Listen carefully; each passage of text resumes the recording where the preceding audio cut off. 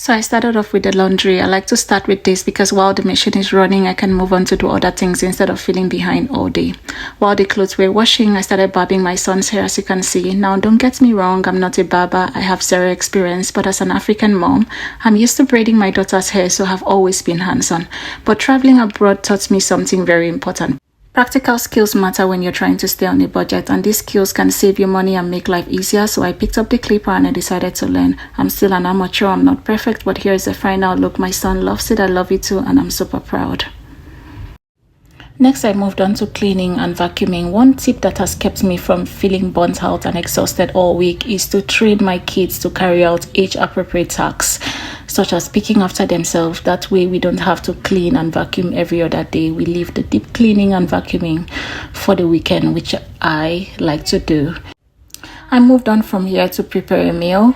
Now, one thing that has kept me from feeling overwhelmed all week is to make a large batch of food. This way, all it takes is just to take out a meal from the fridge and just microwave it.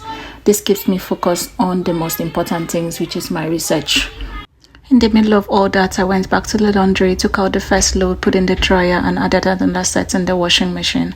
This is what time management looks like for me, basically stacking tasks in small pockets without stressing myself out.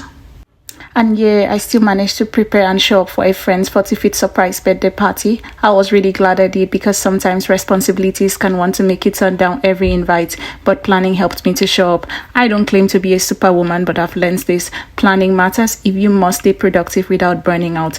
If you're a PhD mom, you're a career mom, or just juggling life a lot, let me know in the comment section. Let's encourage each other.